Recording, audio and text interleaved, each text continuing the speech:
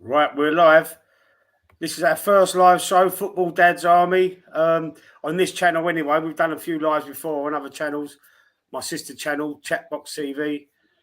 This one there, Football Dad's Army. So let's get right into it, Mike. The start of the season so far. Yeah, Unpredictable, isn't it, so far? it's not. It's been a good start for Arsenal until last night, of course.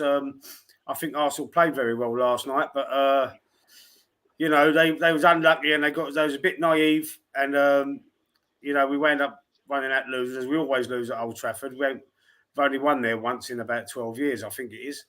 That was in lockdown. Yeah. That was an Aubameyang penalty. I think we won that. I'm sure it was something like that. Anyway, yeah, it was. But we started very well. But everyone was saying to me, "You ain't played no one yet." As soon as we played someone that started to come. Started to come good, we capitulate and we go, we lose. So Dan Loves Football is with us. Hello, Dan. Thanks for joining us, mate. Well done. Hello, Dan. He's been commenting on our little short videos. This is normally a short form content channel that we just started about 8 weeks ago or something. But we're going to start doing live shows hopefully on Monday. About the same time, so to get people to come on, and hopefully, if we get enough subscribers or watchers, they can come and have their say and let us know what they think about what's happening in the world of football, or even in the Premier League, or whatever team they support. So let's have a look at the standout performers of the league so far, Mike. Who do you reckon? Haaland? Right, you can't say no, can you? And you've got to say as well, Jesus, mate. Jesus, yeah. He's got a point to prove to Man City, and he's proving it at the minute. Yeah, he's been playing very well. Obviously, they're not missing him because they've got Haaland, and he's just like a beast. He's a goal machine at the moment, isn't he? Crazy, but no, I think at the beginning of the season, I gave my predictions of my top four and the relegation.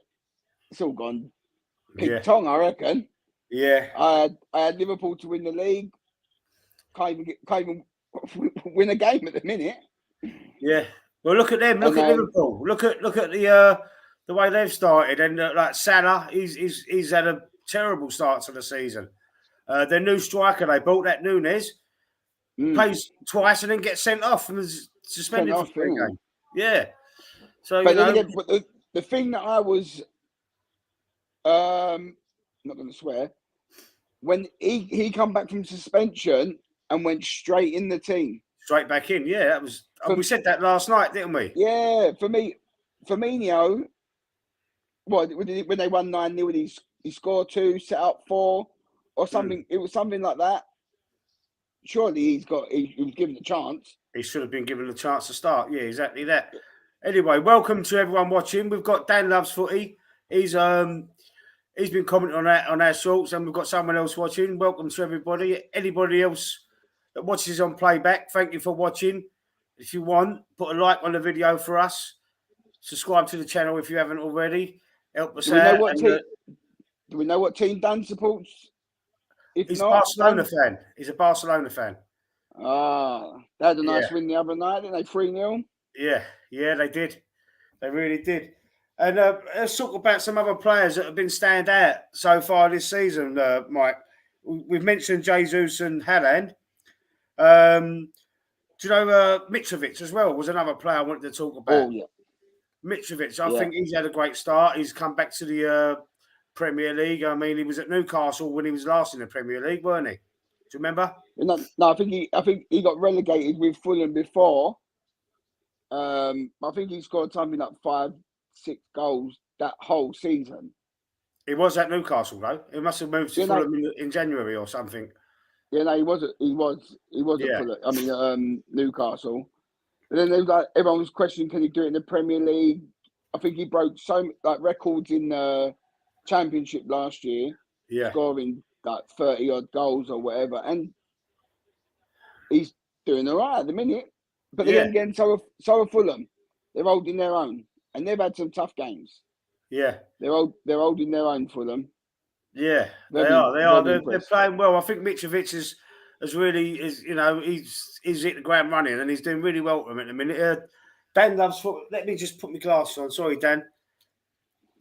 It took me. Mane three seasons to score 2 hat-tricks in the Premier League, and it's only took Haaland 2 weeks. Wow. Well, there you go. What effect that is there. But obviously, I think that's one of the reasons why Liverpool ain't doing so well this year, letting Mane go. I think that was a big mistake. Yeah, Big I mistake. think so too. Yeah, and because he connected so well with Salah, it was they was like Kane and Son. How well they were doing at Spurs, like playing well together. I think that's. I think they didn't realise how much Mane was helping Salah's game. Anyway, Jimmy, what do you think about Douglas Costa to Wolves if they can get him? I think that's maybe Diego Costa. Diego Costa. Oh, what is that? Is that transfer? Is that still open, that window? No, he's a free agent. He's a free agent, and Wolves' new signing done his ACL on his debut. Yeah. Okay. Is that Diego Costa who's at Chelsea? Yeah. Atletico Madrid. Yeah. Yeah. Oh, okay. Well, yeah, I think it'd be a great signing if he's the same player as what I haven't seen him play since he left Chelsea. To be fair, but he was a beast at Chelsea though. He bullied the Arsenal defence many times, many times. He's not the same. He's not the same player as he was then, but he's a beast up front. Yeah, he's a beast. Yeah, you can put the ball in the box, and he'll do his best to get on the end of it. I think it'd be a great signing if Wolves get that over the line. Yeah, it really would. But I just hope he don't, and it might be only for a year or so. His wage, I just hope they don't kill themselves on his wages. Well, what sort of age? He's got to be 35 or something, isn't he? Yeah, he's pushing on 30, 34, yeah. But hopefully his name don't bring the wages that he was on. Yeah, I know they're saving on the signing on fee, but so his wages don't kill him. Right. There was something else that we wanted to talk about was the VAR. I think the VAR and it's been a little bit of controversy this last, especially last weekend, over the VAR. Isaac's goal, Arsenal's goal, West Ham's goal, all ruled out with the VAR. Who's? Willock for Newcastle. Yeah, there's been a few goals. There's been a few goals ruled out with this, and I've sort of noticed on it's come out on one of the other channels I watch that hang on, how you abbreviate it, PGMOL. That's the Professional Game Match Officials Limited. They've admitted to VAR mistakes, and that's like the match officials body. They're admitting to VAR mistakes, and there was another channel talking about that. But there's been a lot of mistakes made. Excuse me. There's one I wanted to point out. I'm not bitter, right? In my eyes, the game against United, Odegaard's foul was a foul, right? So before anybody jumps on me back, that was a foul. The goal was disallowed. Regarding that, you're not allowed to touch anyone from behind. I know it was a very soft challenge, but it's still a foul. So why wasn't the foul given to Saka against Aston Villa when Tyrone Mings done even a worse thing, had his arm around him and threw him down to the floor? It was deemed not, and that was in the penalty area. Yeah. So why is that not deemed a foul? But the game yesterday, Odegaard on Eriksen, why is that a foul? It's the inconsistency of this VAR, which is really getting up my nose. Not the fact that I feel bitter about that goal being disallowed for Martinelli because of that foul on Eriksen, but the inconsistency of the rules of the game and the VAR and the refs and all this, that's my problem. The thing is, I don't think they all know the same rules. Me personally, You'd like to think so. Yeah. But how can one referee deem one thing a deliberate handball, but the next referee don't do it as a deliberate handball? It's got to be a middle ground. Yeah. Like me personally, again, with the Odegaard one, it was too soft. Too soft. They deemed it as a soft challenge, but it was still a foul. It was from behind. I get that. I'm not bitter about that. I accept that it happens in football, right? But I just can't understand. Last week's one, though. Last week's one on Saka. That's what gets up my nose. Do you think if that's in the penalty box, that's a penalty? Well, tackle from behind. I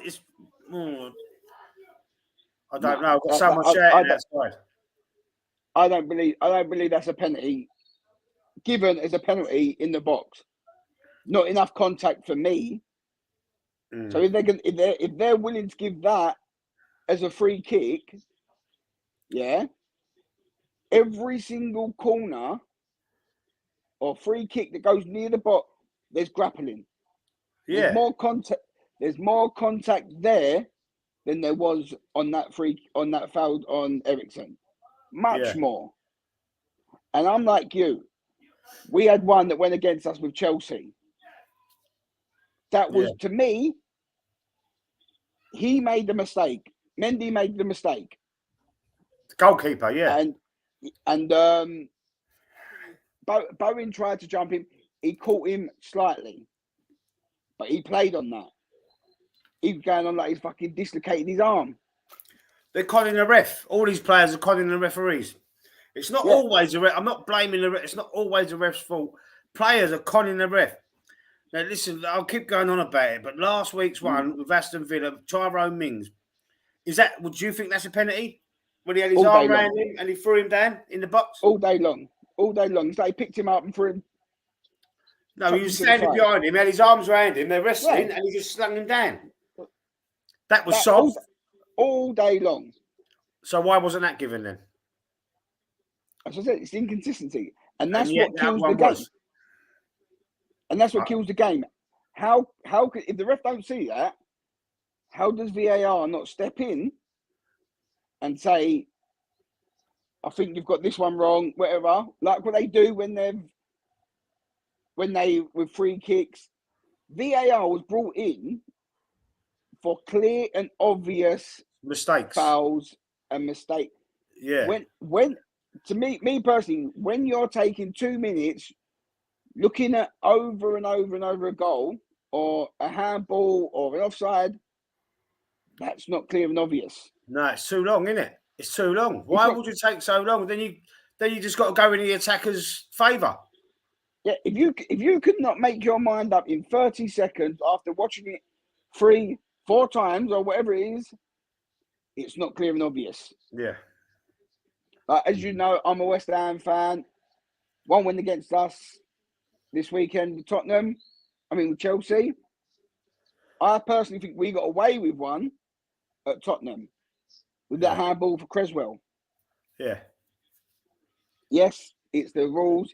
It hit his head first and then his arm. But his arm shouldn't be out. His arm shouldn't be out there. No. So to me, that was a penalty. That was a penalty.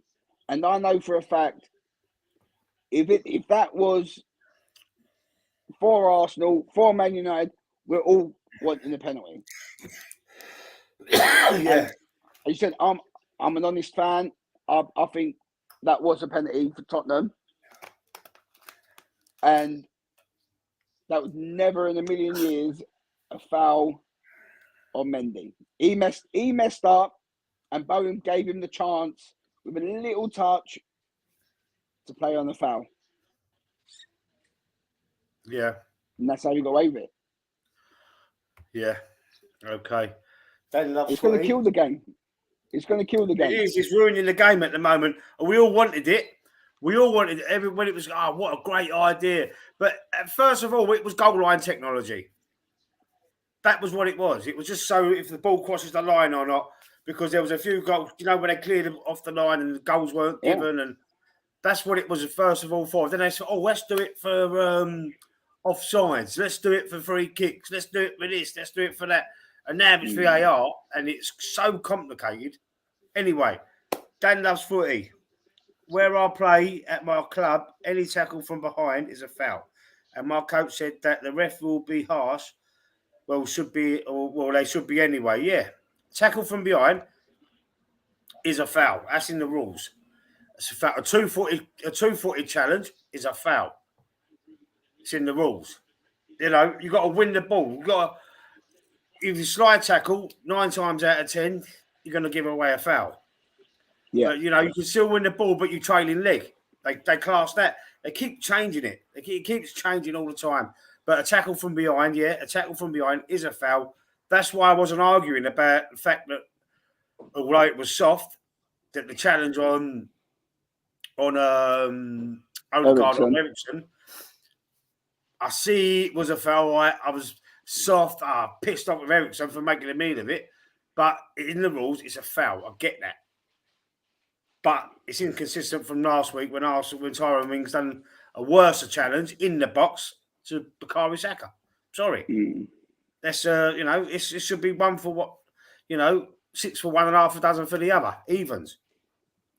So that's why when they were saying, and when I was watching it and they was commentating after the game, you had the likes of Roy Keane was on there. Can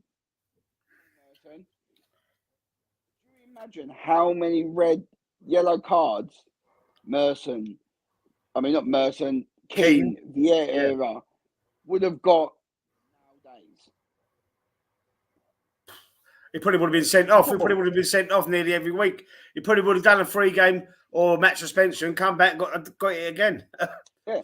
Vieira, another one. They'd be lucky to play 30 minutes. 30 minutes a game without getting sent off them lot. Jimmy, should VAR be made a lot more clear and decisive, or should it be scrapped altogether? And that's a debate. That's a debate you could have, that could go on forever and ever and ever, that. The pros and the cons of it. But I think it was better the way before. I think it was better before football. Just use it for goal line technology. Just use that for when the ball crosses the line, it's a goal. Offside, all right, you're unlucky. They've gone so far with the offsides now. It's like minute little details of a player being offside. The lines are drawn and it's all like this. It's just me personally. The minute you have to start drawing lines, the player's on, isn't he? Yeah. Back in the day, it used to be if there was daylight between the two players. Yeah. So you could be what's your camera, Mike? Off. Your camera. Not your camera. I mean your mic. It keeps going. Needs to be closer. Yeah, it's gone quite quiet. With that, can you hear me? Yeah. Yeah. For me personally, as I said, the minute you draw lines, it's finished. Yeah. Like you've got to start giving the benefit, not just to the strikers, because defenders and defensive coaches, they work tirelessly on keeping the line offside, but it's ruining the game. And if we're not going to scrap it, there's no question of us of getting rid of VAR now. We need to make it clearer. Yeah. Jimmy was saying, is it Jimmy was saying? Yeah. Yeah. I personally think we need proper people on the VAR. Football players. Perhaps, maybe, but I think we should scrap it, Mike. I think we should just have goal line technology, and that's it. That's my opinion. I do as well, but it's not going to happen. We have to live with VAR. It's not going to be scrapped. So the only option that we've got, make it easier. How comes it works well in Germany, France? We can't get it right. No. World Cups, European Cups, works fine. Hardly Yeah. any stoppages. We're taking 4 minutes. 4 minutes. There was one during the week. 4.5 minutes stoppage. Yeah. They was checking something. That's way too long. That's way too long. They did say that. They did say that, like, and the pundits. I remember them speaking about that. They've got to go and they have to check the cameras, they check the VAR. It could take minutes of the people's heart rate slowed down. Like, you know, you pump in and you're in, like all your adrenaline's going and all that. Kills the game. It kills the game. And a break that long, it kills it. Yeah. Doesn't it? Yeah, of course. Imagine if you've just scored a goal, you've got to wait. You have a little 30-second celebration after going VAR. Wait 4.5 minutes and then given a goal. Then you've got to celebrate again. So now you're looking at over 5 minutes for one goal with a celebration. Yeah. 5 minutes. It's ridiculous. If you cannot change your mind or spot something within 30 seconds or watch it three or four times, then it's that there. Clear and not obvious. Yeah. It's not. Your mic keeps going quiet, Mike, for some reason. I don't know what it is. Your mic keeps going a bit quiet. It's like you're moving it away or something, maybe. I don't know. You're on your phone. That might be. Yeah, I've got headphones. in. Oh, that might be why then.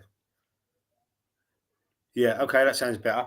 All right, so let's that was a little bit of a heated one, wasn't it? The old VAR. But let us know what you think out there in the chat or in the replay.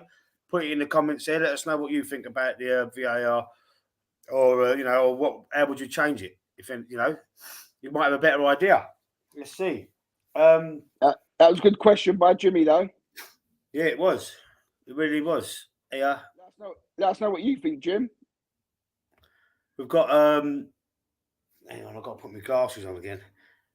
Dan loves footy. My best friend is a West Ham fan, and he said to me, Declan Rice is worth 150 million. And I was shocked. Do you think he's worth that much? Today's price is not far off it.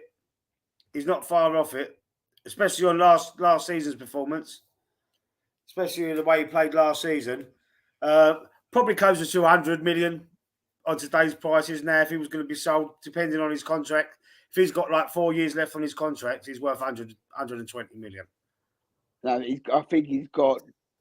I think there's 2 years with an option of one more. Yeah. And I'm a West Ham fan. To West Ham, he's worth 150 million. But to buy him, I don't know.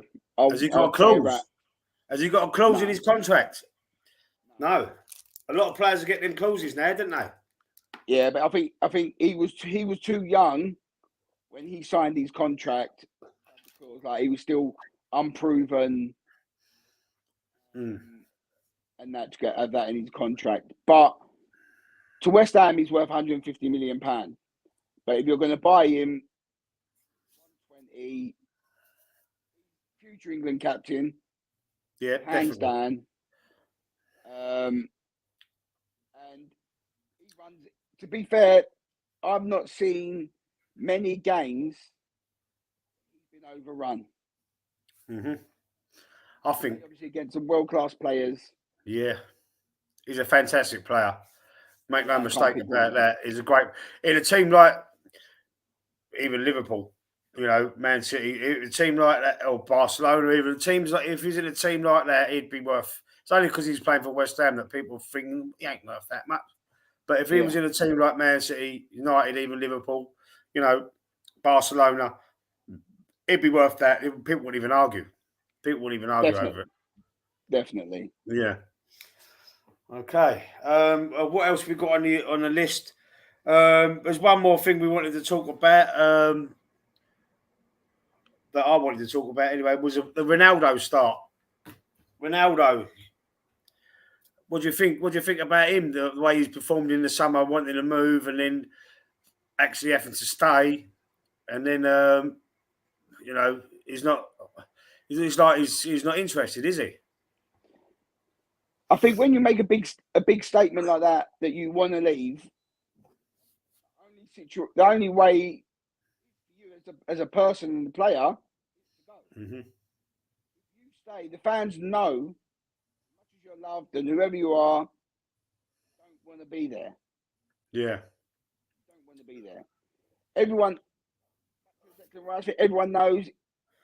Refused 2 or 3 contract offers from us. He hasn't come out and said, "I want to leave." That's why he's got the respect of the West Ham fans more than what Ronaldo's got. Yeah. He hasn't come out and said it. He's just not signing the contract, which is a bit of the same, but he still plays like he wants to be at that club. Yeah. To be fair, they're doing all right now without him. Well, yeah. They've got the Anthony now, so he'll probably be on the bench until January until they get rid of him now. Unless if he stays fit at the Anthony, he's a good player, he is. Anyway, Jimmy, I think there should be a mix of ex-professionals, stroke as well as officials who are in the room where VAR is watched to give knowledge on it. Something is clear and obvious. Yeah, I think that's very true. It's a great comment. Yeah, we were talking about that. Yeah, Dan, what do you think of Foden last season? I don't think he was all that, but I don't know. I think that's meant to mean that. Yeah, Foden had a quiet season last year. He's he's burst onto the scene, and last year it wasn't that great. To be fair, I had to get it out. I had to take him out of the dream team. I thought he was very poor last year, Foden. I think he had a little bit of trouble, didn't he? There was a little bit of trouble. What was it? When he was at the boxing. When he was at the boxing. Someone tried to attack him and his mum or something, weren't it? And that's the thing. I think it's getting more well known now, and the public trying to. Your mic's really bad, Mike. trying to do things to him. Mm. Obviously, you're going to protect your mum and whatever. Things like that he doesn't need. But yeah. Me personally, a lot of players at City done way too much. Jack Grealish, Phil Foden. Yeah. I think you're going to find the same with Calvin Phillips as well. Yeah. Yeah. I wouldn't have gone there if I was him. I would have stayed. I would have stayed at Leeds. I definitely would have. I wouldn't have gone Man City. He's like a regular starter. He's one of the main men at Leeds, isn't he? If he's gone to Man City, or maybe not Man City, then maybe like to a different, like to a Chelsea or somewhere. Maybe like an Arsenal even, West Ham. Somewhere. We put a bid in for him as well. Somewhere where he was going to get games. Well, yeah, I've heard that as well. Napoli for Ronaldo. Yeah, it does say Napoli, doesn't it? Yeah. Yeah, but I think with Napoli, situation again, wages. He's not going to lower his wage demands. No, he knows what he's worth, and I don't know much about Napoli's financial situation, whether they can afford 400 grand or 500 grand a week. Yeah, it's a lot of money. It's a lot of money. I don't know their situation to say that. Yeah. If you do buy him, buying him for like long clause or anything like that, are you? No. It's just a lot of money, wages. He might bring you a lot of money back in, obviously shirt sales and all that, but I don't know if they've got that sort of money to begin with. No, it's true. Yeah, so that's it. That's gonna probably be it for this week. I mean, hopefully we get a good response, and we're going to do the show again next Monday. We'll try and fit in every Monday 8 o'clock at the same time. We'll see what response we get, and we'll put a little. If you subscribe to the channel, when you click the bell, put all. You click the bell when you'll get a notification. But thanks for watching, everyone. Thanks to Dan and Jim.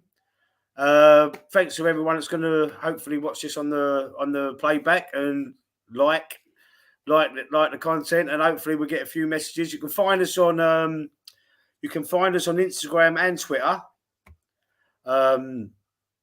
If you want to send us a message, and you can talk to us there. So thanks you, Mike.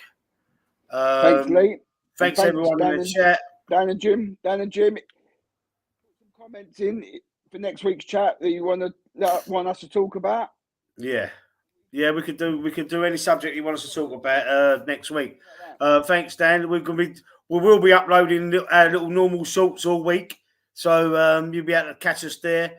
If you notice that I'm not speaking at 100 miles an hour like I do on the short videos, because you only get 60 seconds to do a video, so that's why I might sound like I'm a bit like that. But this is a better time. Eh? That's true. That's true. What Dan's just said. Yeah, Ronaldo's a great player, but if he wants Champions League football, he needs to lower his wage demands. Yeah, but more important to him, Champions League football or more money. Yeah, he won't exactly that. And I think he wants the Champions League football because he wants to be the best. Right? He wants to be better than Messi. Messi's, in my opinion, Messi. That's a topic for another show. Dan actually asked me that question on one of the videos about Messi or Ronaldo. Messi's my man to me. I think Dan preferred Messi as well. I think Haaland is going to be as good as the pair of them. I think Mbappe's started to drop off a little bit. I think he's not really cutting the mustard. But what's the Brazilian? Neymar as well. He's not getting into that bracket now either. But I think Haaland's the man. Haaland's going to be the man. What do you reckon, Mike? I think so as well. But as you said about Mbappe and Neymar, I think they're just in the shadows now. We've got Messi all in one team. Too many. Yeah. I know. You used to have the Galacticos. All want to be the biggest and the best player, and it just don't work. No, they need their own stage. Like I used to say years ago, when there was two great players at your club, Mike, Joe Cole and Michael Carrick. When they was both there playing, they needed their own stage. And Michael Carrick went to United, and he was the unsung hero there.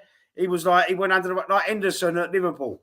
Like they're great players under the radar. You don't really notice them, but they put in all the strings. They put in all the strings, and they're players like that, And then Joe Cole, when he moved on to Chelsea, he didn't cut the mustard, did he? We found out who the better player was, didn't we? But again, with that, I think it comes down to having the right player at the right club. And to me personally, West Ham was the right club for Joe Cole. It wasn't. West Ham, he should have stayed at West Ham. Yeah, that was it. That was the right club. That was the right club for him. Yeah. Deserved bigger and better things. One of the most underrated midfielders in England, I reckon. Michael Carrick was, yeah. Yeah. Along with Jordan Henderson. I think he's a fantastic player. I do. Yeah, great player. And he's still doing all right at Liverpool now. I mean, he's still their captain. Yeah, he don't stop running. No. Don't stop running. All right, let's wrap this up then. We've been on 35 minutes for our first show, Mike. Pretty decent. We have done live streams before though, but not on this channel. But yeah, thanks for everyone, and we're definitely out now. We're going to wrap this up. Everyone in the chat, thank you. We'll see you next week. Thank you, everyone. Cheers. Take care.